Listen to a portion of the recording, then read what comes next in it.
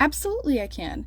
I will have to do this in two separate parts though, because there are two different types of tops that I make most frequently. This video specifically is going to be about halter tops or any type of crochet top that only has one set of straps that crisscrosses in the back like so, and then has the little lace up corset detail right here.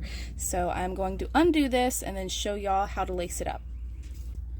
To lace up the back, you can either use just your fingers or you can use a crochet hook. I personally think a crochet hook makes it much easier, and it doesn't matter what size as long as it's small enough to fit through these little holes here. So regardless of the type of technique you use to make your straps, whether you do just chains or you do the same thing that I do, or you braid it, or you just use two strands to make a chain, doesn't matter how you do it, I would recommend just leaving an excess at the end. That way, once you try it on or put it on your mannequin to see how long the straps are, you can either make them longer, or if you need to, you can take some stitches out and make them shorter before you put tassels on, if you choose to put tassels on your straps.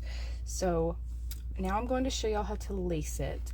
As far as the holes that you're going to lace your straps through, I'm going to show y'all a little close up here. But I used to go through this last row of stitches on the outside for probably the first 2 years of making crochet tops. And what I mean by that is like this hole right here is what I used to go through. And I realized from my own tops that I wear myself that this stitch would stretch out over time, and it made me nervous that it was going to break eventually. So what I started doing to fix that is, instead of going through here, I go through the stitch behind it, which would be this one right here, so that it has much more room to pull and for tension and such over time, and then it's not going to possibly break or anything, and that it will give your top much more longevity. It'll be a lot longer lasting and just overall improves the quality, I feel, of crochet tops. So I just wanted to give you all that little tip first on where to lace it through. Depending on how many rows below your starting point, which is going to be the first hole that you lace your straps through, will depend on where you're going to put the straps in the next sections. And the amount of sections you do also just depends on how many rows you have or your own personal preference.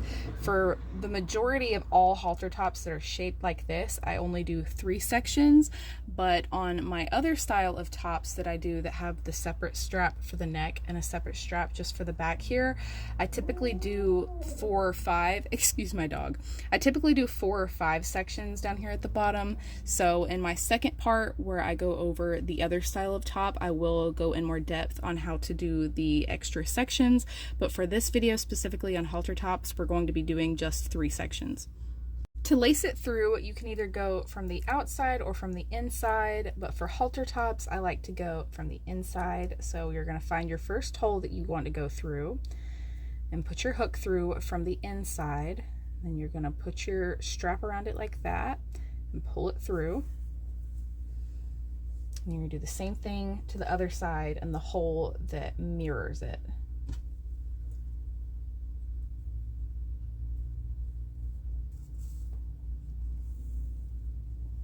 Since we're doing 3 sections, our second section is going to go in the middle. So you're going to find your middle, and you can either just eyeball it or you can count the exact amount of stitches to find where the middle is. I've already done that since I've already had it laced up, so I can already see exactly where I need to put it, which is going to be right here. And just to satisfy my OCD, I like to make sure that the straps cross over the same way for each section, instead of, like, since this one's on top here, it being the opposite. I like to keep them all the same just because I'm a perfectionist. But we're gonna do the same thing. We're gonna find that second hole in the middle, put our hook through, put the strap around it, and pull it through. Very easy. And do the same thing in the hole on the other side.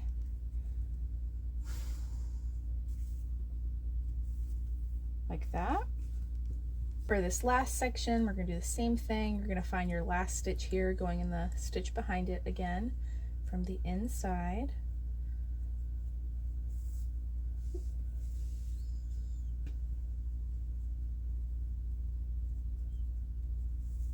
And there you go.